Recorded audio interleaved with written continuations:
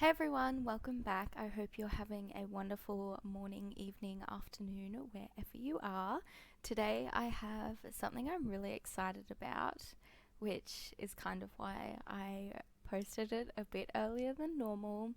This is kind of a one-off early release sort of build, and it's in honor of the new pack, which I'm actually kind of excited for. I'm not a huge fan of occult stuff, but once I do start playing with them, I just get so excited about it, and I just want to keep playing it for days and come up with a really elaborate storyline, which I did with this one, and I'll tell you about that in a minute. It was a bit wild. So this build is a haunted house using in-game stuff we already have. Obviously I didn't restrict the packs I used on this build because I felt that it would make it a lot more difficult, so I did kind of go all out. I think in the end I used every pack without meaning to, but it's what always happens, so I apologize for that. I didn't use a lot of items from every pack though, so if you are missing like one or two packs, then there should be no problems when you download it. So this build is my idea of a haunted house, and in order to make it seem a bit more haunted, I did set the lot traits to 3 different kind of haunted sort of traits. I used the creepy crawlies one, and I think I might have used gremlins, and I probably should have used the ghost one, but instead I used something a bit random that didn't make as much sense. Not sure why I did that. You can obviously change it later to suit your needs if you would like. And this build is kind of gross. It's pretty run down and just grotty. It's covered in vines and it's very dark. It was really hard to build this just because of how dark everything was. I kind of struggled to see the interior a bit, which was funny, but it was also really annoying.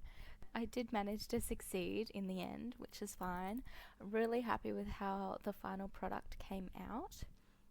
I also included a sneaky little graveyard next to the build because I know we're not getting a graveyard anytime soon, so I thought it would be fun to have our own graveyard at home.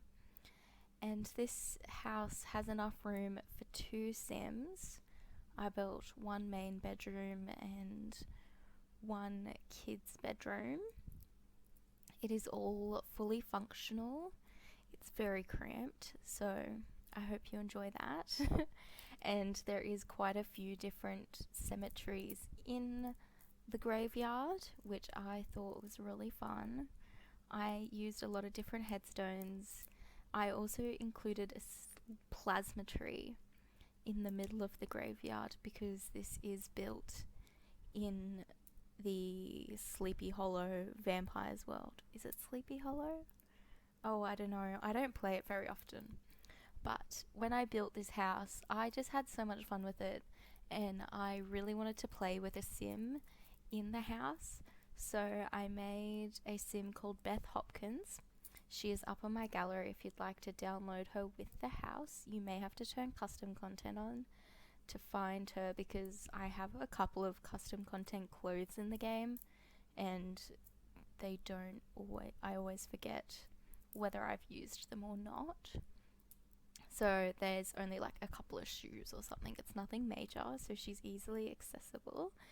And she is kind of drab looking a little bit, but her aspiration was to become a master vampire because we don't have any of the haunted house things yet. So that was her aspiration for now, and I did that. I had a playthrough. I could do a let's play and do it that way, but I haven't got the time. I have the time. I have plenty of time. I just don't like let's plays that much. I don't get that into playing. I did cheat quite a bit to get her to where I want her to be. But I had fun. I had fun doing it. And in the end, she ended up marrying Vlad, which I had to cheat to get a relationship with him because he just kept ignoring me. He didn't want to be my friend, and that just made me more determined to be his friend and marry him. So I did, because I thought that was kind of funny. And then she had a glow up when she became a vampire, and it was all very dramatic. Not really, it's The Sims, but it was it was fun. I enjoyed doing that, and I did that in about like 2 days.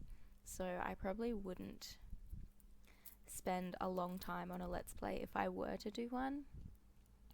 But it was fun, just like a little one-off thing. And now her aspiration is to grow a vampire family. So we've gone around and changed a few Sims into vampires. This is kind of in its own save at the moment, but I think I'm just going to delete the save because I want to start building 2 different save worlds, which sounds like a lot. It's a bit ridiculous, I know. But I want to do one save world that will be accessible for everyone. So no matter how many packs you have, you'll still be able to download it, and there shouldn't be any missing content in your game. And then the other pack, or the other save, I want to just use like every pack in every build, because I think that would be really fun. I would get a lot of joy out of that, because I definitely enjoy using every pack, but I also enjoy the challenge that comes with building base game only and pack restricted builds. So that's what my first save will be. It will be base game only for the first 3 worlds, and then base game and the pack of that world for every world after. So that way everyone can download it, and it will definitely take me a while, but I'm really excited. I think it'll be really fun to work towards, and I'm really looking forward to it. I probably won't record everything I build because that's a lot. That's a lot of builds, and I kind of wanted to complete it as soon as possible so that everyone can have it, because I've tried to download saves in the past when I only had like base game and a couple of packs, and every save I found just didn't have any base game only worlds. So I really want to do something like that for everyone. I think it'd be really fun. I'm really excited for it. I'm also really excited to use every pack in the other save world, which sounds like a bit of overkill, but I think it'd be really fun, and I'm really looking forward to the challenge it brings. So I will have that started soon. I have already started working on the base game save, and I started in city living, which is already proving to be a bit of a challenge, and I'm only 1 house in and I haven't even finished it. So this could either be really fun or it could drive me a little bit crazy, but I think it'll be fun in the end. I think it'll be nice when I finish it and I can have that available to give to people who don't have access to every pack. I also have another save, which is more of like a mini save, that will be all of my base game and CC builds. So because that is only base game and CC, it'll only be the first 3 worlds in the game. So Oasis Springs, Willow Creek and Newcrest. And I'll probably still leave some blank lots for people, so that way you can fill it with whatever you would like. And I think that'll be really fun. That one shouldn't take me as long as the others, for sure. I also have downloaded some extra custom content for that world, but it's not a lot, and I have kept my Google Doc updated with all the CC. So and I have labeled all of the new ones, so it's accessible by everyone, and it should be pretty easy to find everything. I did try and reorganize it a bit because it was just a bit confusing, but it should be fine now. I think it's really fun. In this build, I also used some spooky day stuff, and I made the mistake of sizing down 2 of the wall art picture things that come there without realizing that they like change. So when you look at the picture, it changes from one picture to another, and the picture that it changes to isn't sized down, so it looks a bit weird, and it took me a while to notice that it even did that. But that's easily fixable. You can obviously just like replace one of them if you want. It didn't bother me that much, so I just left it alone when I was playing in this build. I also ended up making this an off-the-grid lot when I was playing with it. I don't think it's an off-the-grid lot now, but when I had a fiddle around with it, I made it off the grid, and that was really fun. I had to go around and replace all the wall lights with real candles, because I thought they were real candles, but apparently they're not. They're just like fake looking candles, which is incredibly rude, but it's fine. I did go through and switch all them up. I also just added a lot of cobwebs to this build, and then obviously with the creepy crawlies trait, it adds its own cobwebs to the build. So that was kind of fun. I liked seeing the little spiders, and I did put a little mouse hole in the dining room, so there is rats and there's spiders and things break randomly, so it's kind of a mess, but I had a lot of fun with it, and I hope you will too. So at the moment we're working on the more kind of small lounge room, I suppose. There's not really a formal lounge room and an informal one. They're both fairly formal and Victorian looking, but I did spend a lot of time changing up the downstairs floor plan because it just was not working for me, and I really wanted to include 2 fireplaces. The fireplace in the smallest room is also a bit of a safety hazard. I had a chest in front of it that did set on fire while I was testing things out, but I think it's fine. I think it adds some intrigue. Like, you never know when things are gonna get set alight pretty regularly if you forget to turn the fireplace off. So that answered my question. But you can always just leave it off and pretend it's for decoration if you want, and that way it'll avoid anything actually getting set alight. I also spent a lot of time just working on like little details here and there. I'm not sure why it was not like what I wanted, but I don't know why. I had to keep stopping recording and fiddling with different things because it just wasn't looking how I want it to, and I think that's because I don't usually build very gothic looking houses like this. Although I am pretty happy with how it turned out. I had a lot of fun playing with it, no matter how dark it is really, but it was a lot of fun. I made it look very kind of Victorian-esque with a lot of expensive objects, and then I made it all look a bit grotty, so maybe someone's just like purchased this house after it's been abandoned. I think this house originally was a house that was lived in and then just randomly abandoned by Sims, or so it says in the description. So I think this version of the house also fits really well with that, and it makes a lot of sense that it's haunted, and that's why the previous Sims left. I used a lot of the Spooky Day furniture that has the kind of tattered sheet thrown over it. I think that was really fun, and I just really liked how it looked. It was a bit weird, but it was kind of fun. And I did put an attic in. There is no stairs or ladder to get to the attic. If you really want to go up there and use things up there, you can always just teleport the sim. But I imagine that in real life it would have kind of a ladder from the ceiling that you pull down, and that's how you get into it. But unfortunately we don't have anything like that, so couldn't do that in this build.